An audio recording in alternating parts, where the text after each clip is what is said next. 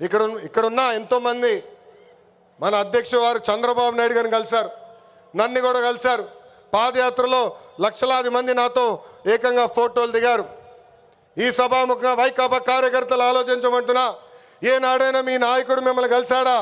ఏనాడైనా మీ నాయకుడు మీతో ఫోటో దిగారా? అధికారంలో ఎందుకో ఇప్పుడు ప్రతిపక్షంలో కూడా తాడేపల్లి కొంపకెళ్తే no entry, palace doors closed అని చెప్పే పరిస్థితికి వచ్చారు. గౌరవ ముఖ్యమంత్రి చంద్రబాబు నాయుడు గారు, గౌరవ ఉప ముఖ్యమంత్రి పవన్ అన్న కలిసి రాష్ట్రాన్ని అన్ని రకాలుగా అభివృద్ధి చేస్తున్నారు.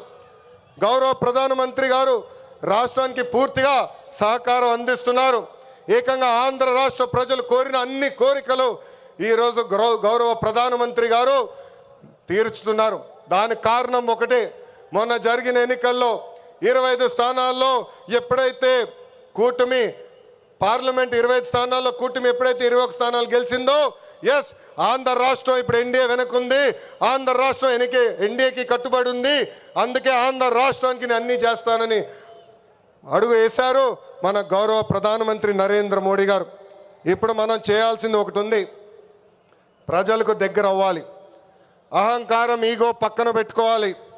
అహంకారం ఉంటే ఏమవుతుందో మనందరం చూసాం. 151 సీట్లు ఏమైంది? 151 సీట్లు ఏమైంది? 11 అయ్యాయి.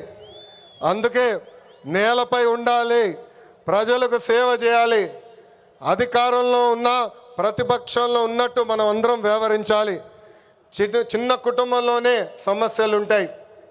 3 పార్టీలు కలిసినప్పుడు చిన్న సమస్యలు రావటం సహజమే. ఈగోలు పక్కన పెట్టండి, అందరం కలిసి పనిచేద్దాం. విడాకులు, మిస్ఫైర్లు, క్రాస్ ఫైర్లు ఎట్టి పరిస్థితుల్లో జరిగేదానికి లేదని ఈ సభాముఖ కార్యకర్తలందరికీ నేను తెలుపుతున్నా. ఈ మహానాడు వేదికగా ఒక ముఖ్యమైన విషయం ఆంధ్ర రాష్ట్ర ప్రజలకి నేను చెప్పదలుచుకున్నా. ప్రభుత్వ కొనసాగింపు చాలా చాలా అవసరం. ఒక రాష్ట్రం అభివృద్ధి చెందాలంటే ప్రభుత్వం కొనసాగించాల్సిన అవసరం చాలా ముఖ్యం. 2014లో కట్టుబట్టలతో మన ప్రయాణం ప్రారంభించాం. 2014 నుంచి 19 వరకు సంక్షేమ అభివృద్ధి జోడి ఎద్దుల బండిలాగా మనం నడిపించాం. 2019లో విధ్వంస పాలన వచ్చింది, విధ్వంస ప్రభుత్వం వచ్చింది, ఒక సైకో ముఖ్యమంత్రి అయ్యాడు. దానివల్ల ఆంధ్ర రాష్ట్రం 30 సంవత్సరాలు వెనక్కిపోయింది. ఆంధ్ర రాష్ట్రం చాలా ఇబ్బంది పడింది. ఒక్కసారి ఆంధ్ర రాష్ట్ర ప్రజలు ఆలోచించాలా. గుజరాత్లో బీజేపీ వరుసగా 7 సార్లు గెలిచింది. ప్రభుత్వ కొనసాగింపు వల్ల ఈరోజు గుజరాత్లో అన్ని రంగాల్లో వాళ్ళు అగ్రస్థానంలో ఉన్నారు. అంతెందుకు, మొన్నటి వరకు మన వెనకాల ఉన్న ఒరిస్సా రాష్ట్రంలో కూడా బిజు జనతాదళ్ వరుసగా 5 సార్లు గెలిచింది.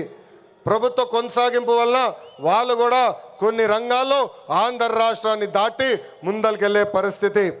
ఉమ్మడి రాష్ట్రంలో తెలుగుదేశం పార్టీ ఒకసారి వరుసగా గెలిచింది.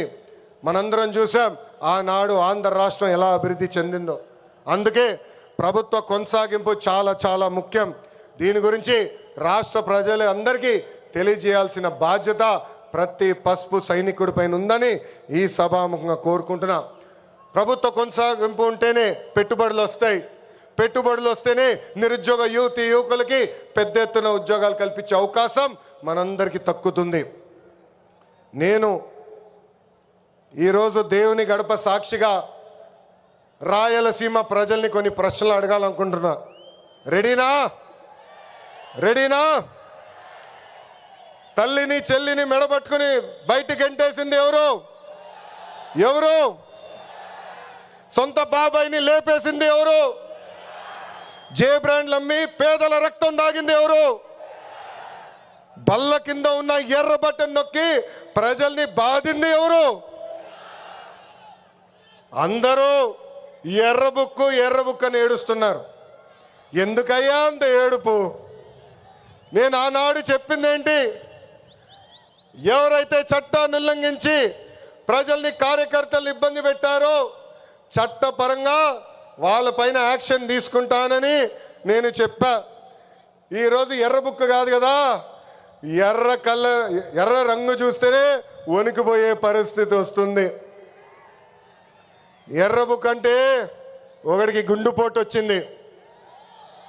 ఎర్రము కంటేనే ఒకడు బాత్రూంలో కాలు జారి చెయ్యి ఎర్రగొట్టుకున్నాడు.